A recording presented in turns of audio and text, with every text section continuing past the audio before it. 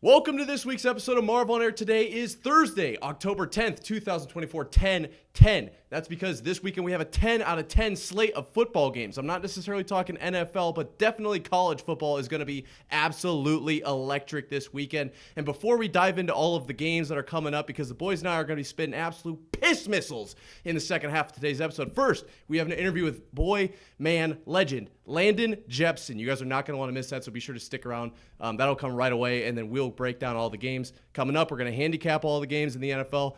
We did that last weekend. We were really close. We did pretty well, I'd say, Red.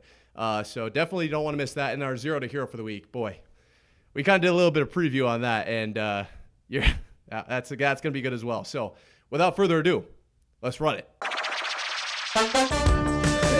Look at this guy. Hammer! Whoa, close! Oh my God, I should pop off on your ass about the coat. We feed family! Come on, you're telling me. One sec. Iowa State is going to win this game! Now I'm a bronsexual and go broad. So Landon wasn't quite able to make it, which is totally fine. He will be on in a few weeks for you Landon lovers out there. Don't you worry. But we do have some great guests coming down the pipe in the next few weeks, so you might have to wait just a little bit. But don't you go anywhere. All right, we got some great takes, college football, NFL. We're going to be picking and previewing every single game coming up, as well as our Zero to Heroes. So don't go anywhere as I do this ridiculous intro. All right, so Landon had a lot to say. We were filming this before we spoke with Landon, so I'm sure he was a great interview. Honestly, he always has a lot. Terrible. He could have been terrible. Honestly, we are not entirely sure. He's a great guy, though. We do love, probably. Obviously. Yeah. We don't know yet. And honestly, I don't even know who's been in the interview because, like I said, this is before the interview. So you may know that we are running the quad box today with Hunter in his German gear and Chase finally, thank God, not wearing an Iowa shirt. Took him long enough because Iowa, oh, well, never mind. I wish he was shirtless, honestly, in multiple facets of the word. But we got a lot of things to talk about today, boys. We're going to jump right into it with our Top 25 segment.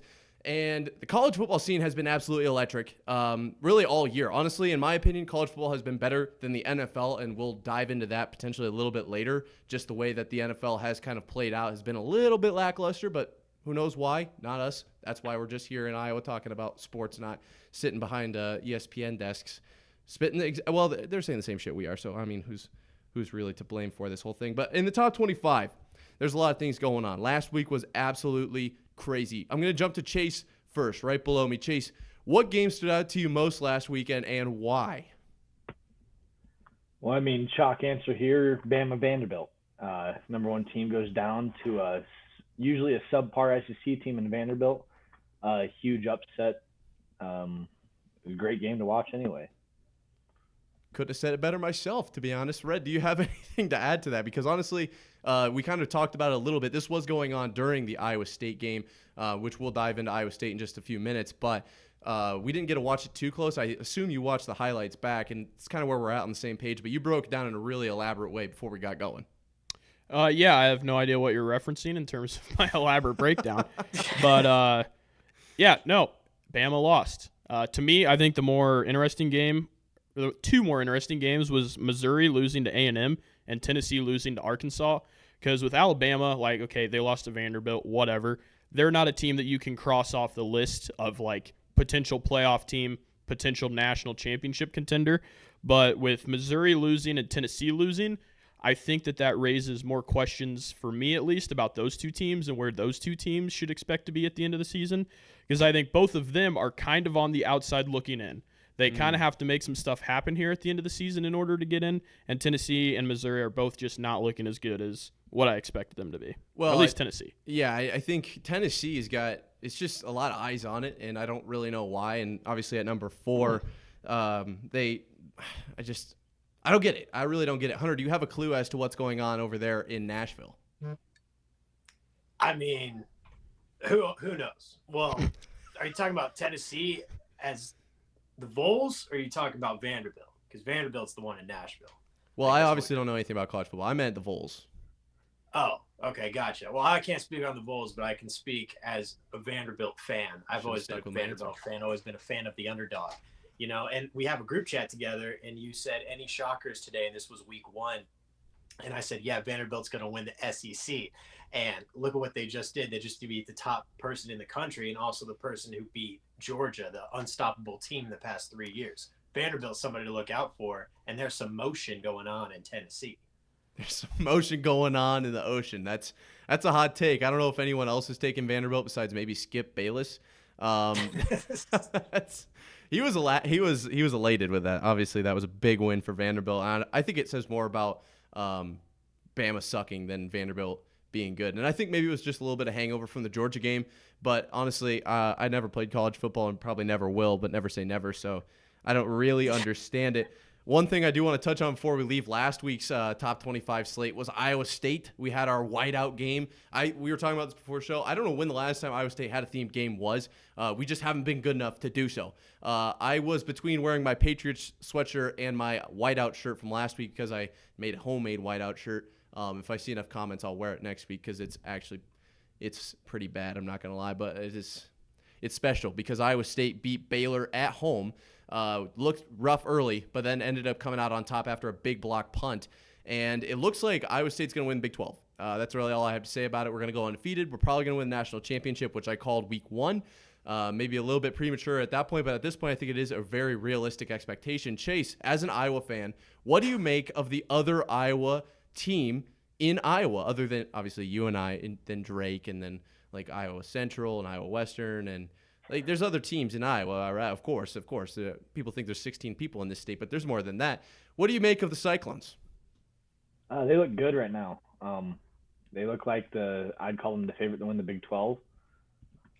I don't know what the seeds are. Sorry. I don't know how to work this thing. No, you're all good. But no, I think they look really solid. They look like a good team. They haven't played too much competition besides Iowa, which was a close game. Yeah. Okay, solid. You shut the fuck up first off. Bro, It was a good Arkansas performance. State is it's unreal. Baylor, We though. talked about last week how Baylor's the best team in college football, okay? Well, and you they came talked out about and that. whooped You their talked ass. about that. They made it look like it wasn't even going to be a game. They teased them early on, go down 14-3, and then they're like, oh, yeah, let me just show you how it's done, and came out. I think they almost doubled their score. Hunter, you're on the edge of your seat over there. You're about to fucking yap right in front of me. What do we got going on? I mean, it was a whiteout, so the Coke must have been flowing the way you're talking, Marv. This is ridiculous. Thinking that the Cyclones are going to win the Big 12. You're on meth. Oh my God. Dude, that's not an unrealistic expectation by any means. It's Baylor, bro. Obviously, you didn't listen to last week's episode. We broke it down number by number, play by play, game by game. Baylor, best team in the entire college football landscape. That's They were because most you got underrated. the biggest Deion Sanders dick rider sitting over there on the couch. Of course he's going to say that after Boulder beats Baylor. And then he's like, oh, Boulder's the best team in the nation because they beat Waco. Yeah, well, Shut up. Baylor, obviously, top team in the nation. Iowa State beats them, makes it look easy. First time 5-0 since 1980, I believe, is the correct stat there. I That's can awesome. definitely believe that. TC's done that a couple times in the past 10 years, but Yeah, remember when they got their ass spanked in the college football playoffs there? The championship game. that's SEC ball though. We still conquered the Big Ten though that year, so that's all that matters. Was it the Big Ten? It was the Big Ten. Yeah, Michigan was is the Big Ten. Oh, I thought you meant okay, you're right, because you did lose the Big 12 championship game. That's right. Oh, yeah, but we beat everybody else in the Big 12. Oh, so. okay. Yeah. No, that's how I thought that went. All right. This week, we have an absolute unreal slate of games. And as a side note, very interesting. We've touched on this, I think, twice before. Number one weekend for people to get married. Why? This is, I guess you don't know the schedules beforehand, but that sucks. If you have a weekend wedding this weekend, I feel bad for you. I really do. Let's have a moment of silence for those that have to attend a weekend wedding on 10/12 and would rather be watching football. Moment passed. This first game we want to talk about is the Red River rivalry, the Red River shootout, if you will. Red, will you please break down this game, because I know you're pretty excited about it, and then obviously we'll go straight to Jeez, we should jump into that celebration. We should jump right into this game. I don't know what the hell I'm talking about, but break down the game for me, please. Yeah, we got number 1 Texas traveling to Dallas to take on Oklahoma. I don't think Oklahoma's very good. I think Texas is very good just because of the nature of the game. It's kind of like the Iowa State rivalry where it just always feels like it's probably going to be a close game regardless of where each program is that specific year. So I could see this game being like 45 to, let's go 31, Texas. Interesting. And Hunter, you are from Texas, but not a Texas fan. What do you make of this? Yeah, I mean, they're coming to my city, the Dallas-Fort Worth area, the common ground in between these two. I would honestly say the mountain. They're both climbing up the mountain, and this is the peak of the entire season for both of these teams. Definitely for Oklahoma. I hate both these teams. I wish there was a way that both teams could get all of their star players injured and the game ends in a tie, but that can't happen in college football, and that's tough. I don't know if Quinn Ewers is still out or not, but I think this will be a real test for little Archie to see what he can do behind the ball and go up against the Sooners in the Red River rivalry. I actually don't know if Quinn Ewers is out for sure either. Do you know, Redbone? Because I know that's been a big topic of conversation, and one thing we do know for sure is that when Quinn Ewers does come back, he will officially get the starting spot, and I think Arch Manning actually wants that. I think he wants to be kind of sit behind him, watch him go. He's going to stay all 4 or 5 years, whatever it ends up being, to just be that backup and then obviously step into the starter role. Eventually he's going to do it the right way, probably get his degree in like mechanical engineering or something as well. He's probably a really, really smart kid. Is he starting this week, Redbone?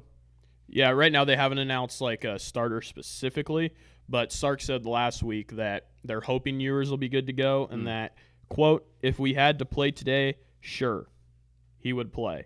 But I want to see how he responds to extended work. So I think they're just going to see how he holds up in practice through this week. My guess is Ewers will start on Saturday. Interesting. That would certainly be a really big game for Arch just early on in his career. But we know some guys it doesn't face. Like Caleb Williams as a freshman showed up in that game.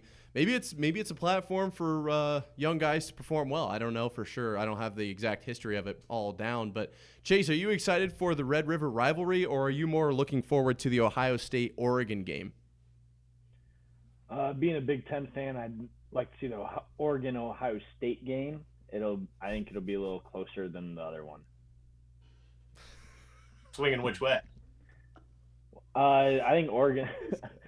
I think Oregon is just outmatched, but Ohio State will probably win it. But you never know. It's not played on paper. We play on a football field.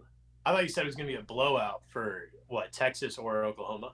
Oh, yeah, he thinks the Red River rivalry is going to be not even close. What'd you say, Chase? Texas will blow them out. I figure if Arch is playing, it's going to be really close, and we're going to see how fraudulent he truly is. Does not matter who plays. Wow. It'll be Ewers, though. Ewers is 100% healthy is what I've been reading. It's just more of a smokescreen to see make the other team prepare for some Arch Manning tape, Yeah. Well, then you got to prepare for both guys.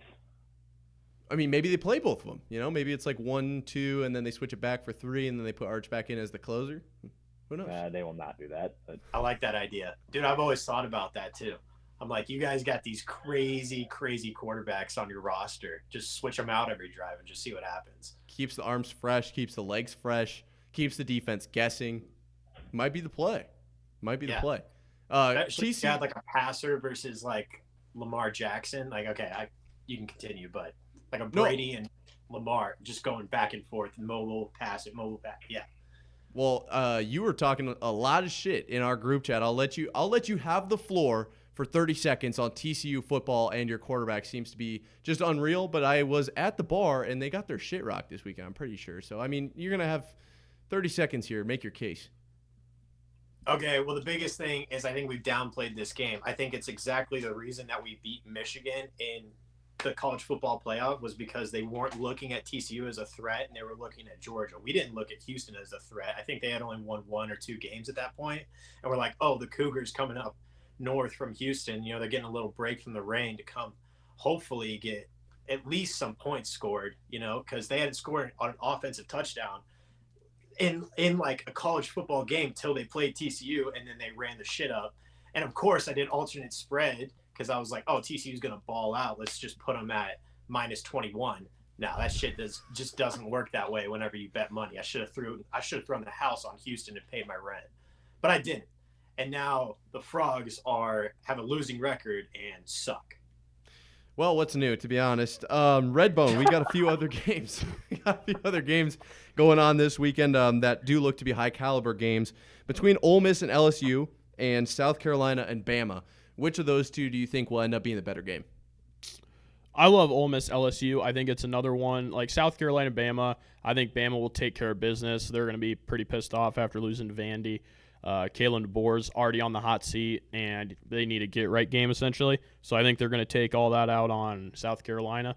And Shane Beamer, South Carolina head coach, I don't like him. I don't think he's a very good coach. So I think that game's not going to be close. Ole Miss LSU, it's two teams who both are like, hey, we could try to make the playoff maybe if we run the table now.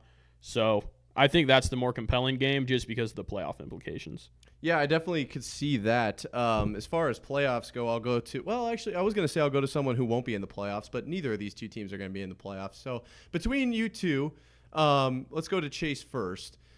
Do you think South Carolina has a chance at getting two – well, they won't be getting two in a row, but they'll get the second one against Bama this weekend?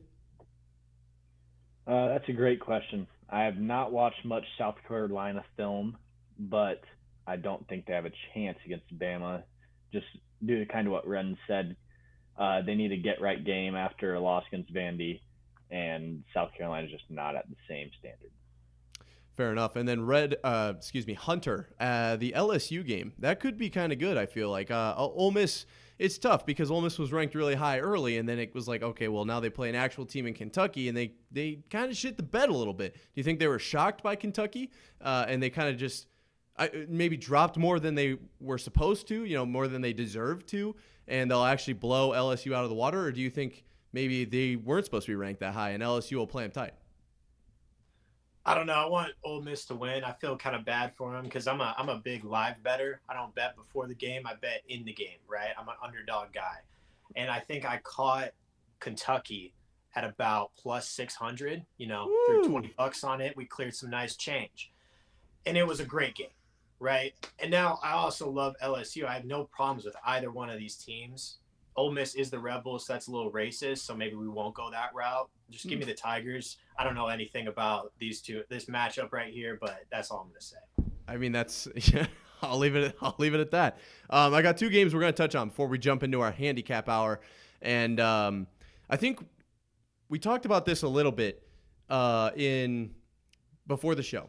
And it was Redden. We talked about this, and it was kind of about the college football versus the NFL and which one is potentially better. The college football is, in our opinion, maybe a little bit better, but harder to keep track of, while the NFL is easier to get into, just a little bit more predictable. What do you make of these last two games that I have down, K-State and Colorado and Boise State at Hawaii, and what makes these two games, not aside from being aired late, being up, you could stay up all night watching football. What makes these two special as opposed to a typical NFL game? Yeah, I mean, I think both these games are going to be really compelling just because they are the night games, and I love how the Big 12 is like Colorado. You're going to have a lot of night games, and we're essentially going to try to keep Pac-12 after dark alive. The Big 10's kind of trying to do the same thing, it feels like, with either USC or UCLA or one of the two teams up north. So I think that we're going to see great football. College football, when it's like dark out, like not like, oh, the sun set an hour ago, but when it's like it is dark out, it just feels like crazy stuff happens. And I think Boise State is going to be must-watch TV. They're in Hawaii, so I guess it actually might be daylight there. Probably there it will be, yeah. It'll probably be daylight there, I guess. I mean, the game starts at 10 o'clock Central. That's 11 p.m. 4? Eastern. 4 there? Yeah, maybe. Sure, we'll go. Time zones aren't our sounds specialty. like this 4. isn't a time zone show. No.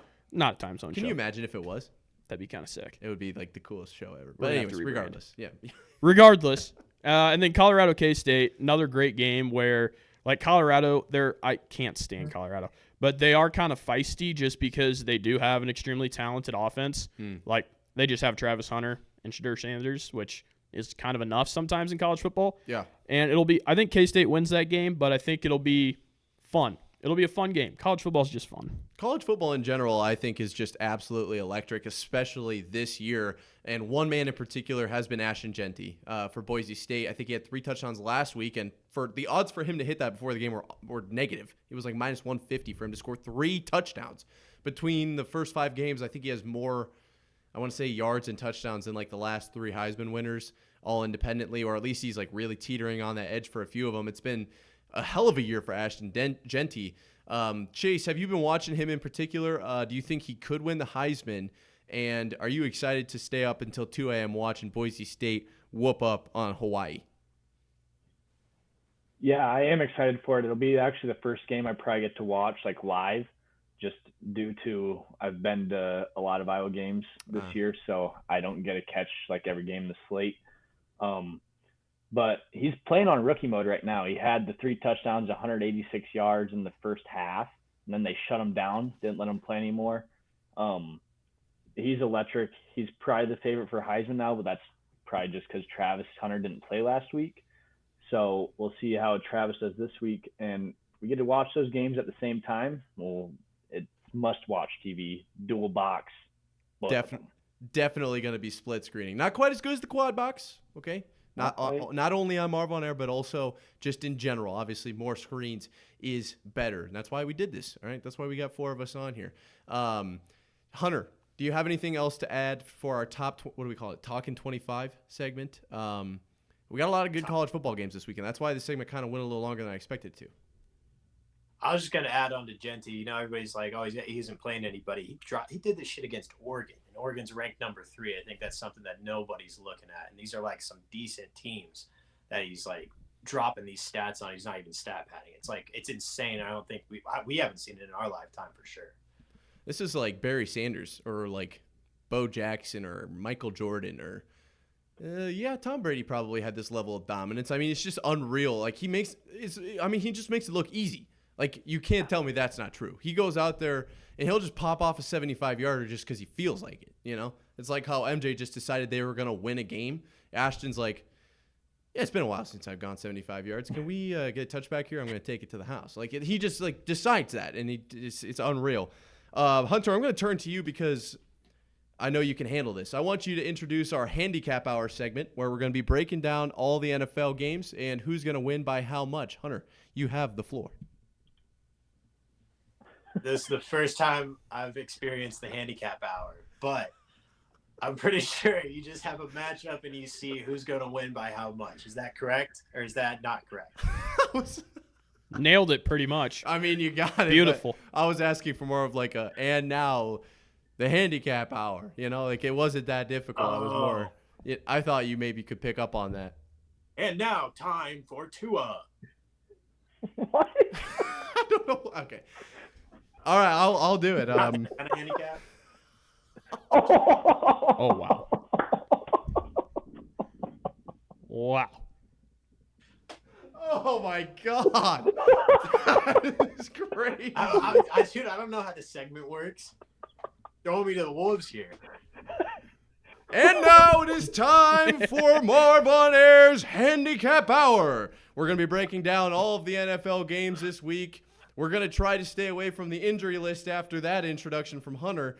And we are going to start in Seattle on the West Coast. 49ers at Seahawks. Redden, what do you got for this game? Yeah, I think this is an interesting game. I think it's one of the better games of the week. I'm saying Niners minus 2.5. Okay, I don't mind that play. And for you, Chase? Yeah, same boat. Probably Niners minus 2.5. I like that line. Don't give them the field goal, but Seattle could sneak this game out pretty easily. I think you could push that line to probably I'll go 4.5. I won't give them the 5. But I do think the Niners are better. Obviously, a lot of things going on in that camp with like Christian McCaffrey, potentially what's going on there might be going on. Did they say or who else was going on IR? It's just a bad situation there. The games aren't going quite their way yet this season, but division rivalry game, I think they're going to be fired up and ready to go. Hunter, what do you make of our 3 there? Marv, I like yours. I don't like Seattle. I think they're dog water. They are. I mean, They are Seattle. Banged you up. know? They're banged up. It's going to be tough for them, but the 49ers also aren't playing their best football, so it could end up being a little closer. I like 4.5. I don't have the books up right now, but I will pull it up in just a second. Next game, we got Jags at the Bears. Bears are looking a little bit better than the Jags, I would say. Jags get their first win of the season, I believe. And overall, I'll take this one. I think this is going to be a Bears minus 2.5. I don't even like it that much. I would rather probably go 1.5, but I believe in Caleb Williams more than I believe in Trevor Lawrence at this point. What do you got here, Chase? Yeah, I do have the lines up, so it's actually San Fran minus 3.5 for that last game. But I'm not looking at them, so just a wild guess here. I like Chicago a little more. I'd probably go the 4.5 line at Chicago. Jacksonville's not good. Caleb seems to be rolling right now. I like it. And you, Red? I'm saying Bears 2.5. I think it's going to be just slightly tighter. Okay. And then, Chase, what do you got for the line on that one? Who the books have? 2.5 Chicago. Okay. I don't mind that play. Obviously, that was the line that I set, so that's pretty good, I'd say. What do you got, Hunter? What do you think? Dude, it's the Jags and the Bears. I really could not give a shit if I was blind for 22 years and they said, you can look, but only at this game, I would close my eyes.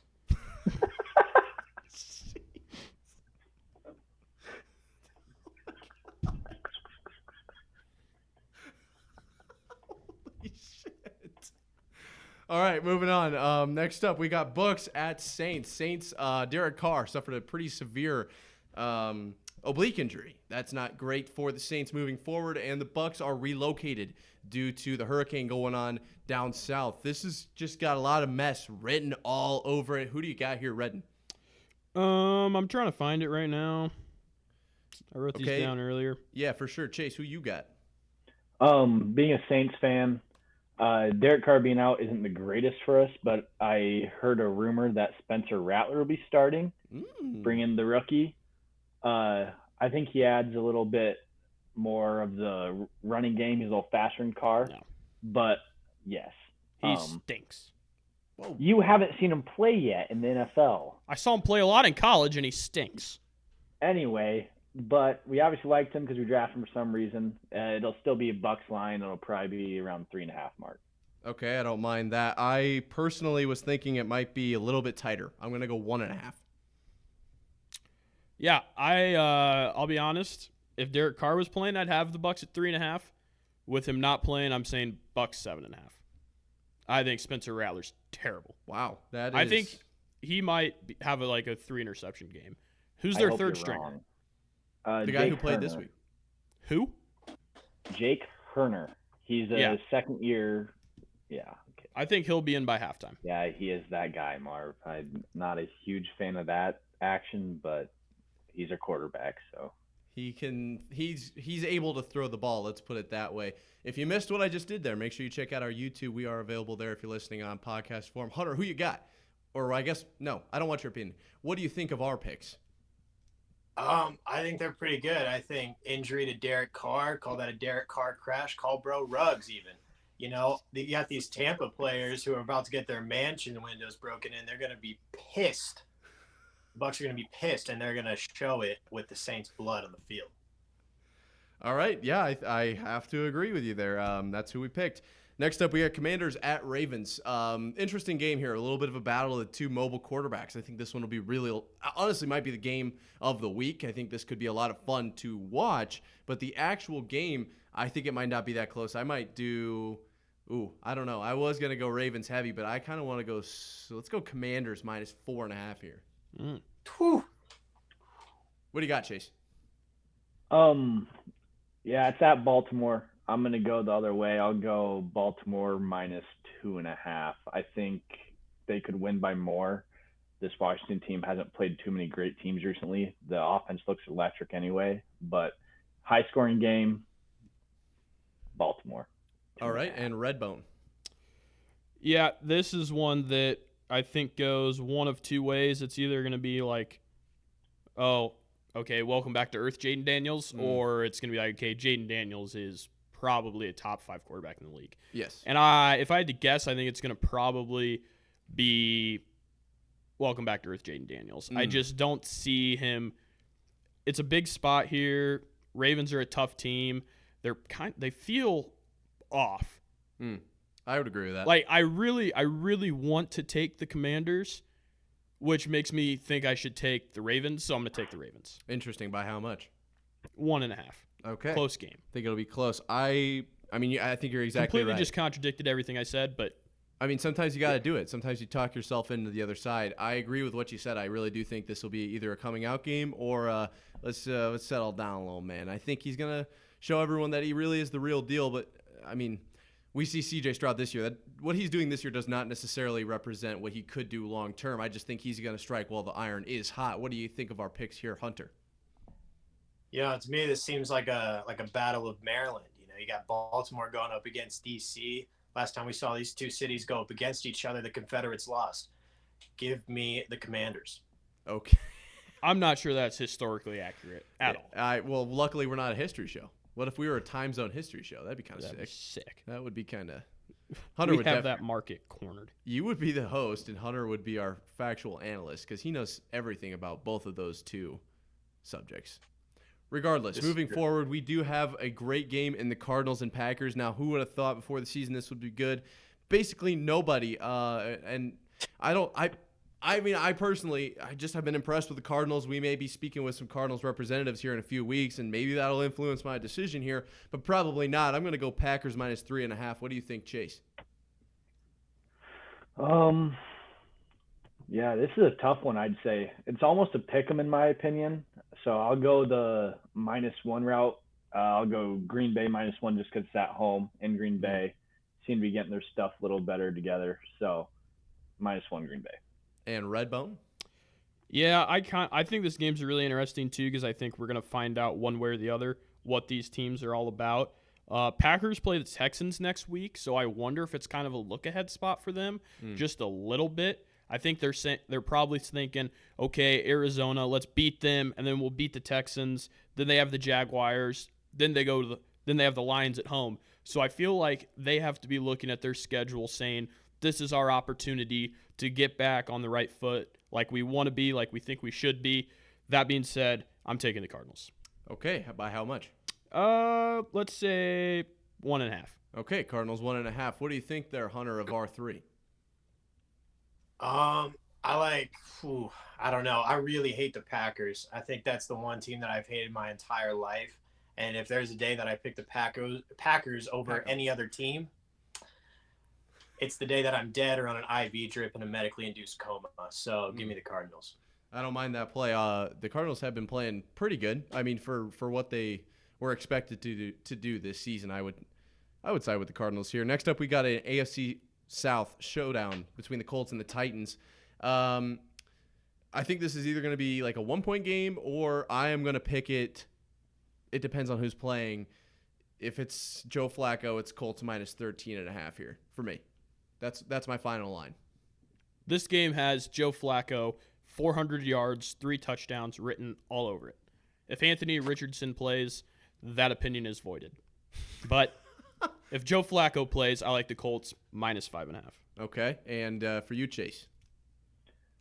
I mean, Indy's kind of on a better note now that Flacco's been playing, but it's at Tennessee.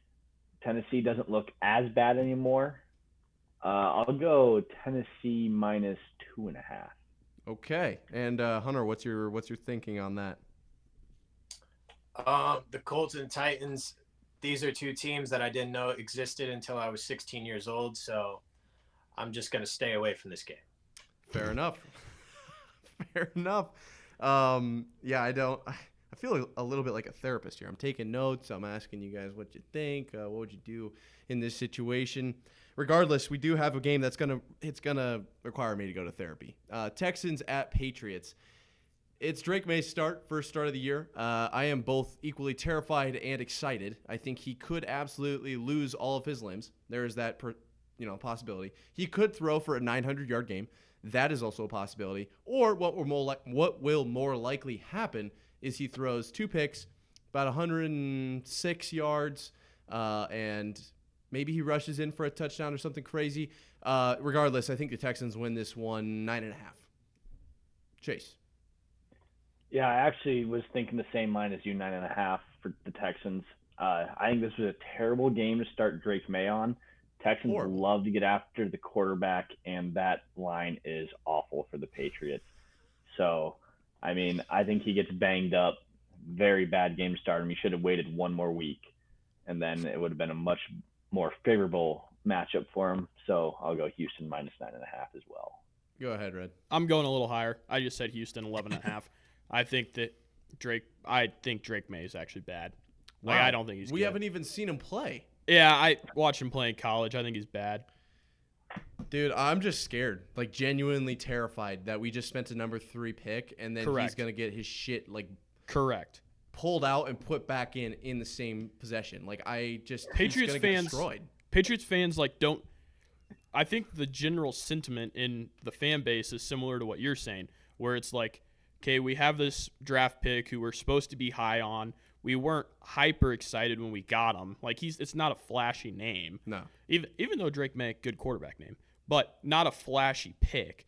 So now it's like, okay, for the beginning of this season, we've been able to convince ourselves, like, oh, we have a rookie quarterback. He's learning right now. You know, we're building towards next season. We're building towards the future. And now all of a sudden, it's like, okay, now we actually have to see this guy in action. I think Patriots fans are a little scared, and I think rightfully so, because I think he stinks. Yeah, I think more than anything, I just wasn't prepared mentally. I really thought we were going to be at least 10, 11, 12 weeks into the season before we saw him hit the field. And then it's like, all right, we're going to play a really good AFC team. Let's throw him out there, just see what happens. Like, what? I don't understand the decision-making on that at all. And I said I was equally terrified and excited. I'm just scared at this point. I don't even know if I want to turn the game on, but I inevitably will, and I will regret it, I'm sure. Next up, we got Browns-Eagles. This might be one. I'm sorry I didn't cut to you, Hunter, because you're upside down. This might be one that Hunter stays away from as well. I don't know what to do with this one. What do you make here, Chase? I think I do know what to do with this one. Cleveland's awful. Deshaun Watson is terrible. Eagles should win this game by a landslide. They haven't looked great this year, but get right game. Cleveland's bad at Philly, just leading up to Eagles minus 6.5. Ooh, okay. I feel like that's a little bit strong. What do you think, Red? Yeah, I feel everything Chase said, I feel the exact same way pretty much. I said Eagles 4.5 just because I don't think the Eagles I don't know if they have that, like, put them away power. I think they'll control the majority of this game. And, I mean, it could very well be, like, 28-6. It could. But in terms of putting a line, I like it, Eagles at 4.5. I thought the same thing. I think that the Browns aren't. They're not going to run away with it, and I don't think they're going to win. But I don't think that the Eagles are going to be able to really run them into the ground. I don't know. Let's take the Eagles minus 2.5 here. I'm guessing they'll win by a field goal. What do you make of that, Wow. What do you make of that, Hunter? As we do jump into the NFC versus AFC battle here. What the hell am I saying?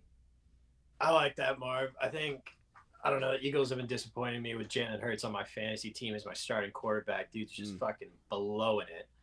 And I thought Cleveland had a raw defense, but according to Chase, apparently not. So I really don't know. I mean, they're pretty good, but it's just like the whole team just is like they get massages before every game and they come out lethargic. You know what I mean? They're just slow. They're just slow. That's how it feels. I don't know. That's just me. Next up, we got Chargers Broncos. This game could be. No, this game's gonna be fucking horrible. I don't know what I'm talking about. I'm gonna take the Chargers minus. You can't hype up every game, okay? I'm gonna take Chargers minus. Let's go 3.5 here. I don't know if I like that with the hook, obviously.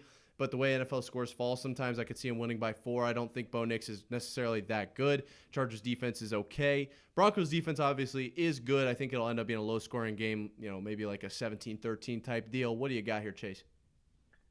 I agree with you for the most part, but Bo Nix seems to be getting his feet under him a little bit better now. First 3 weeks he was not great. Last 2 he's been pretty solid. But the Chargers just aren't anything special. we're up a mile high in Denver this week, so I'll go. I like to pick them almost here again. I'll go -1 Chargers. Okay, and then Redden to round us off. Yeah, I'm saying Chargers -2.5. I was really high on Bo Nix when he was coming into the league. I thought that he was going to be solid. I think Sean Payton's a solid coach. I don't think they're ever going to be world beaters, but I think I could see Bo Nix filling into a Phillip Rivers type role potentially. I think that's his ceiling. His floor is he's out of the league in 2 years. But I still think there's something there. The Chargers don't have – they're similar to the Eagles where they just don't have put-them-away power, it feels like. But they do have a really good defense. It's a Jim Harbaugh coach team. Give me the Chargers -2.5. -2.5, okay. And then, Hunter, what do you think of that? I don't know. Dude, this game would probably be best watched on mute with the TV off, personally. I think I'll just take the Chargers because I like Harbaugh and I like to see Herbo win. I saw Herbo play in Oregon live, so that was pretty awesome. Yeah, and the only people watching this are NPCs and Austin Burns, and that's all you need to know. Shout out to Austin Burns. We do like shout out Austin Burns. No hate at all. And honestly, we love NPCs too. You know, I think I'm an NPC more times than I'm not. Next up, we got Steelers at Raiders.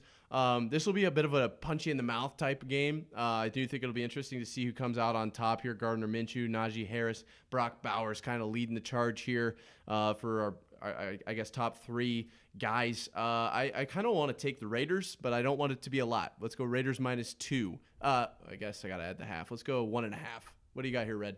I'm going Steelers -1.5. Okay. Solely Mike Tomlin. Where's it at? Is it in? It's in Las Vegas.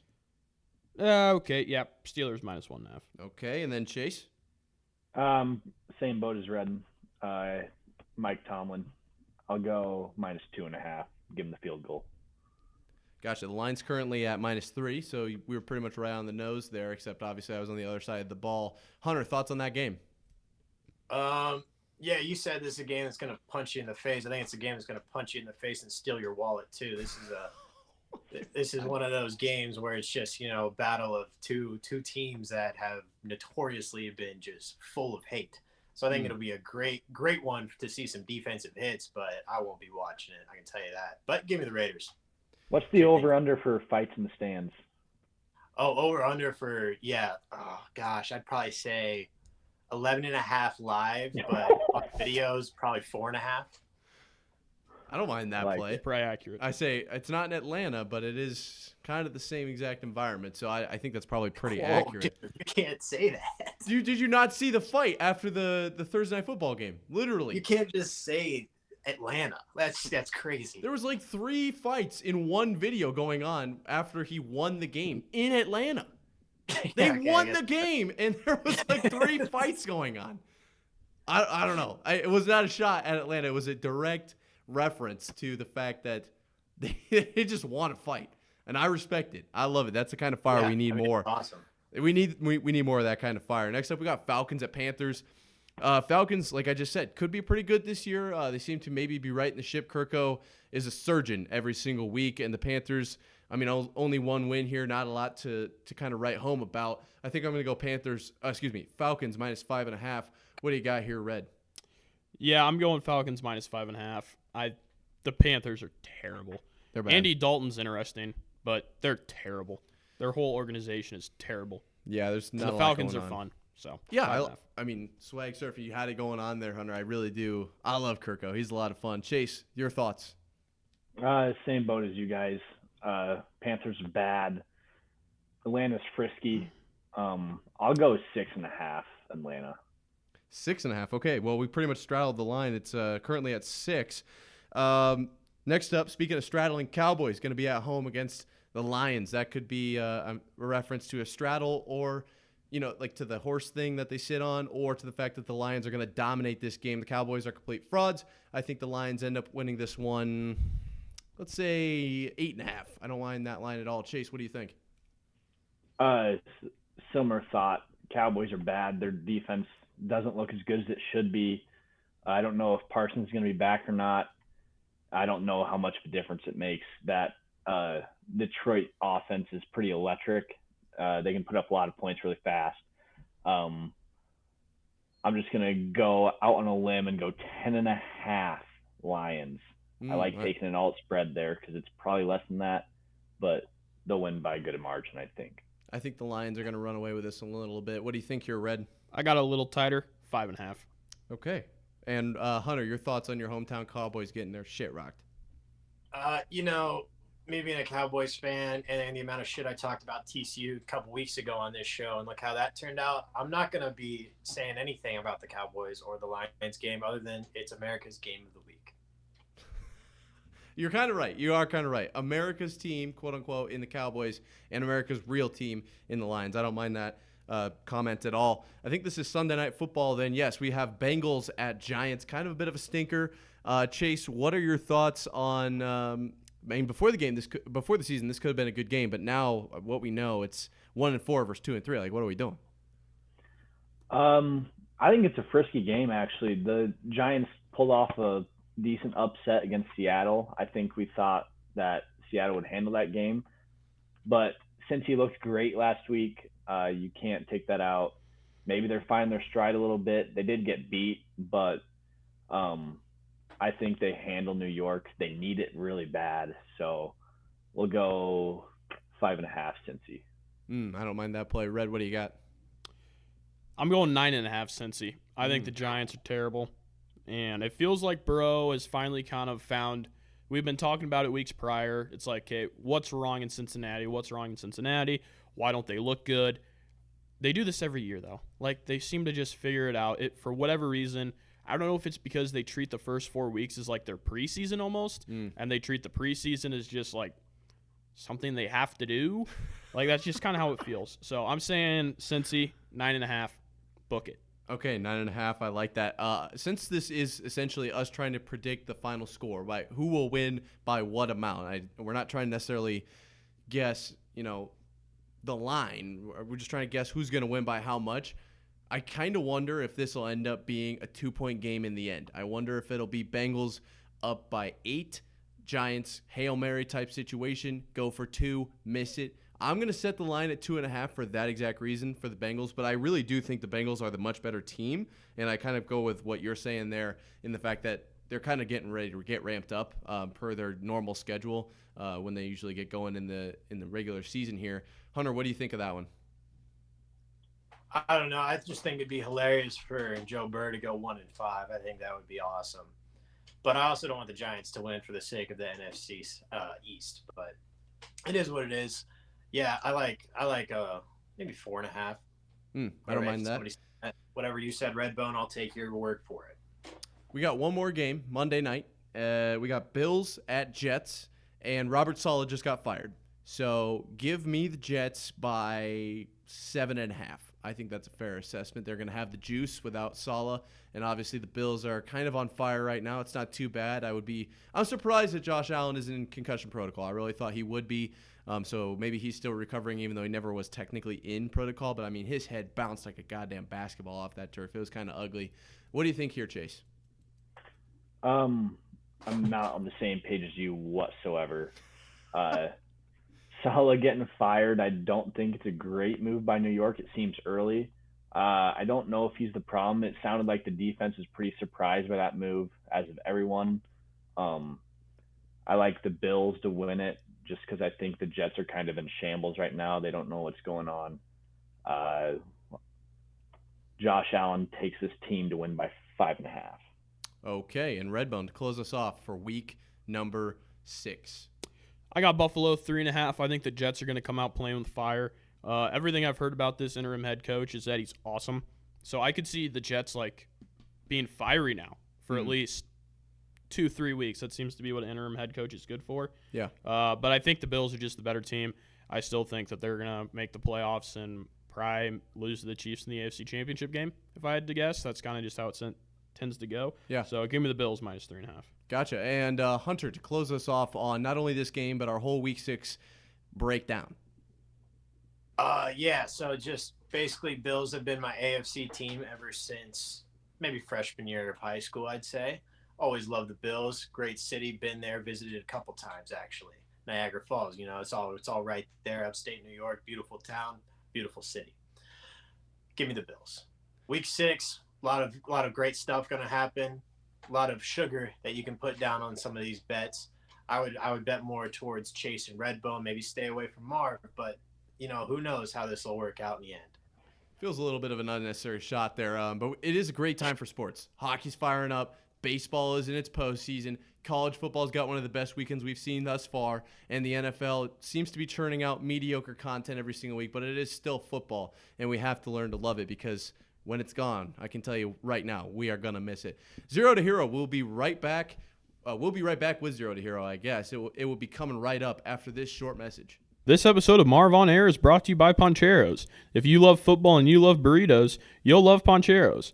Poncheros is the perfect tailgate snack, whether at the big game or at home. Poncheros has you covered. Head on down to Poncheros and grab your burrito to make your day and football season better. My go-to is double chicken, but you can customize your burrito however you feel fit. Extra queso? Poncheros has it. Salsa? You got it. Want your burrito double wrapped? That is not a problem. That's the beauty of Poncheros. It's your burrito, your way. So head on down to Poncheros and get your burrito today. Now, here's Hero to Zero of the week. All right, ladies and gentlemen, it's time for Zero to Hero. That message was obviously brought to you by Redden and our friends over there doing that special deed for us, whatever that was. It was pretty cool. Thank you to them. Now, Zero and Hero for the week. Been in segment for a couple weeks now. We enjoy it. We obviously love bringing up some just kind of stuff going on, not only in the sports world, but around it. It's kind of a cool way to spotlight things that we wouldn't necessarily normally talk about. Hunter, I'll let you go first. Please, if you will, who is your zero for the week? My zero is Alabama and Alabama fans. I think there's no bigger bite the bullet moment or like eat your words than what Saban was saying about Vanderbilt, where he's like the easiest place to win the SEC is Vanderbilt. And then they get their shit ran. Well, they didn't get their shit ran, but they lost still, and they were ranked number 1. So it still sucks to be anywhere near or associated with the Crimson Tide. Yeah, I have to agree with you on that one. And especially right after they lose or they beat Georgia. It's just a bad situation to find yourself in when it's Vandy of all teams. When everyone's naming all the SEC teams, I feel like Vandy's probably one of the first 3 that gets forgotten. Most people, unless you know it because it gets forgotten. You know what I mean? That's like the only. Exactly. That's how you would know them. Chase, we'll go just kind of around the circle here. Who is your zero for the week? My zero is flags on gun celebrations. We've been seeing a lot of them lately. They're pretty much guaranteed flags. We saw South Carolina sack Jackson Dart down 21, whip out a shotgun on him and shoot him 7 times. We see a cornerback strap down a receiver in the end zone, whip out the pistol right in the back of the head. Flag. There's just flags left and right for these. I'm not for gun violence, but let the kids celebrate, I guess. We're having fun. It's one thing for me to do finger guns. It's another to actually simulate murdering a man. Like the way that they go about it at times. I mean, I understand the flag. I'm not saying that we should be murdering people on the field, and I'm not saying that they shouldn't be flagged. Like, it's a very weird situation because you want them to celebrate. But I don't know if unholstering the pistol and actually shooting a guy in the back of the head is the best way to go about celebrating. The strap probably would have been more than enough, if you ask me. Yeah, most definitely. Yeah. Now that you say that, it's starting to make sense why gun violence and that whole thing is a real big issue. Because I feel like it only like if you have an AR. This was the turning point. That's that's what the problem is, because you can't shoot a crowd with an air AR, but doing the finger guns like they do in Texas Tech, that's fine. That's whatever. But as soon as you whip out, AR-15 and start airing out the crowd, and it's like 3 like little 5th graders that came to watch their college stars, it's like, okay, now we gotta tone it back a little bit. We gotta chill. Oh shit, that's yeah. I'd say you guys are probably right on that one. Well, I guess we'll keep going around the circle. My zero for the week will be Hurricane Milton. Mostly just because that sucks. Redden, who's your zero for the week? Thoughts and prayers with everyone in Florida. My zero of the week is Bob Saleh. He's gone. That's just a tough look. You can't be getting fired. Like, That's how you know he's doing a bad job, by the timing of the firing. Yeah. Like, the public was like, he's probably going to get fired, but it's probably going to take, like, another 2-3 games. Like, maybe they'll wait till their bye week. But it must be such a mess in New York that they're like, we got to get rid of him now. You come into the league, or I guess this whole head coaching role, lose to Andy Dalton with the Panthers. Bad look already. Can't be doing that. Then you lose to Sam Darnold. Sam Darnold with the Panthers, and then Sam Darnold with the Vikings. Sam Darnold's got to feel pretty good. Started and ended his career, essentially. But, yeah, that's a bad look for the Jets. Doesn't make a lot of sense because it feels like they should be pushing for a Super Bowl. You don't see very many teams that fire their coach midseason winning Super Bowls. But, I don't know. Maybe it was the right move. Maybe, it feels like it didn't affect the team too much. It didn't affect their betting odds at all. So maybe it wasn't that big of a move. But I don't know if there was anything left to do. Hassan Reddick situation still going on there. The whole Jets organization is kind of, well, it's always been on fire. I don't know what else to make of that.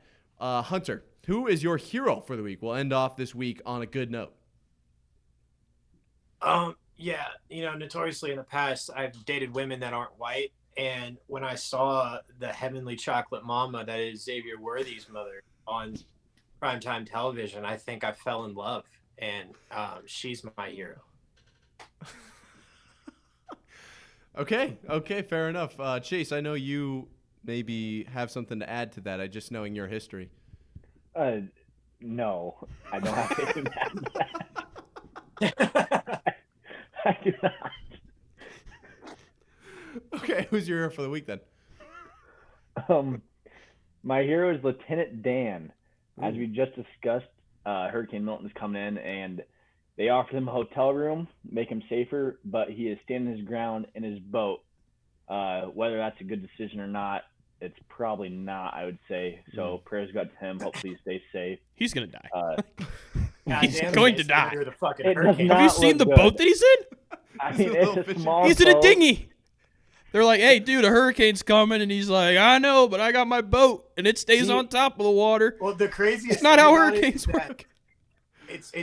It's like going down in power as it's reaching land. So if he's in the water, he's gonna get it harder than anybody else ever will. Oh, yeah. I mean, he's going to get hit by the hardest part of the hurricane and for the longest amount of time.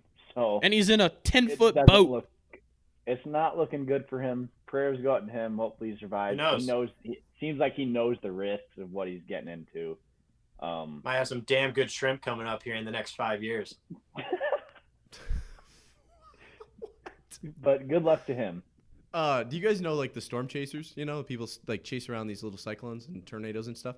Yeah, familiar with the idea. Yeah, those guys that have like the fancy cars that are made of like tank material. Yeah. Do you think there are any people who like Yes. try to? I watched it today. They try to go to the center of the hurricanes. Yep, they're called hurricane hunters.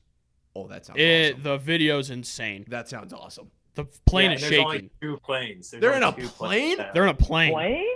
Why would you Yeah, they're you want to planes be and in a boat? Well, I wouldn't want to be in a plane. wouldn't wanna They're be in a 100-mile-an-hour plane. winds. There's 100-mile-an-hour winds when you're on the water. But then you have I'd to deal rather- with the water. I think you eliminate I either guess. water or air. You can't eliminate air if you're on a boat, so just stay up out of the water. What are you gonna I do when guess you're you on a stay plane? high enough. What are you gonna do when you're in a plane and a crocodile comes flying into your turbine? You're cooked. I don't think. I the feel like they're crocodiles high have been enough that airborne. the crocodiles aren't that high up. Well, they're not over the storm, are they? They're like in it, right? Yeah. What if? It's hear me out. NASA doing it, so I feel like they Oh. know what they're doing. I was thinking maybe more like regular people. What if Yeah. someone took a plane No. and dove it into the center, like into the eye? What do you think? I would think that's happen? kind of essentially what they try to do. They kind of just Well, the eye, hammer it the through and eye- get to the center. The eye's and safe, is it not? You can check me on this, but I'm almost positive that the eye of the hurricane is the least Yeah. like it's the calm. safe. It should be calm. So, do you think anyone's ever taken a helicopter and flown in the eye the entire time of a Well, hurricane? helicopter would not be good. Just No, I highly basic doubt it. I physics. don't know how the hell you're going to be able to fly out of it. Probably don't, by or it using the dies. propeller on top. That would be my guess. So you're talking about a helicopter, right? That's what I One- said. Yeah, But there It's you have a not spinny possible. thing I thought you said inside of a spinny. a thing. big spinny thing. What if you spin it the other way? Spin it. That's like double speed. What if See, that the- would kill the hurricane? Have we not Ooh. tried this? Let's get a really big Nah, helicopter. dude. When Their was it? toilets It was are gonna- Hurricane Sandy when Trump was president. He was like, "Do you want me to nuke it? Like I have nukes. I can just blow it up." I like Chase's idea here. What if we just build a really big helicopter, start turning the blades the other way? Really big box fan. Oh, even better. Yeah. And then just No, lay it dude. in there, and it'll slow all the I winds thought down. about this a couple years ago, man. And it's gonna fuck up the entire ecosystem. Fair enough. How is he upside down now? Okay. All right, that part will get cut. Obviously, I don't know how to use the buttons when we got this many people on. Was that his hero? No, it was Chase's hero. Mine was Lieutenant Dan. So he started Okay, investing fair in enough. Lieutenant Dan. All right, I guess we'll just go to me. I'll keep an eye to see if Hunter jumps in or not. My hero for the week is none other than Speed. Speed himself did 660 backflips in a day to try to break the record of I think it's 1,008 in one day. That's a lot. That's a lot of backflips. He gave out after, he did like 400 in 4 hours and then just kind of got cooked and didn't quite have the longevity. But that dude's an actual athlete. I don't think enough people give him credit. Like, I can't even do one backflip. 660 backflips in like 10 hours is unreal. That's all I have to say. I don't. It's unreal. Yeah, I don't know. Yeah. That's my hero. He's fucking awesome. I Yeah. have personal experience in attempting backflips, and they are very difficult. That's fair enough. They are definitely not easy. Redbone, you are the one that's going to close out our hero segment zero to hero, but with a hero for this week. Yeah, my hero of the week is MLB playoffs and the New York Mets. New York Mets, at the time of recording, they ended this Phillies season about 8 minutes ago, maybe. Let's go. So Hey. they're Go advancing. Mets. That's They're awesome. advancing onto the NLCS. And yeah, it's fun. Playoff baseball is getting fun. It's cooking up. Teams are looking good. It feels like we're gonna have a great postseason because all the good teams are losing. Like That's by how that, I mean the expensive teams. Yeah. Yankees, Dodgers. Most of the Yankees and Dodgers, I can't stand either of those teams. That's what makes it fun though. Like if we had And they're playing the cheapest teams in the league. yeah. It's so awesome. If we had the Lions and the Texans playing in the Super Bowl 5 years ago, people would have. Even this year still, but like 5 years ago, oh my God, it would have been insane. It Yeah. would have been absolutely insane. So shout out MLB playoffs. Shout out to the MLB playoffs. Be sure to come back next week. We're going to do a little bit of a deeper dive on the MLB. We've been kind of putting it off because none of us really understand it. Was it last week we talked a little bit about American culture? It was with Chase and the pies. Chase has yet to come up, so obviously that's why we haven't gone into the baseball quite as much. But it will be coming down the pipe. Don't you worry. We'll be here next week to break down everything that happens this weekend with the awesome football slate, both college and NFL. I can't wait to see what happens, all the storylines that develop, all the little things we're probably not going to touch on, and the big storylines we're going to butcher. I can't wait to do it with you two. We'll see if Hunter makes it. And with you guys listening, we really appreciate you guys. If you enjoyed today's show, be sure to share it with somebody. With that being said, Hunter. With that being said, Redden, will you do me the honors? Keep on honky tonkin'. Deuces.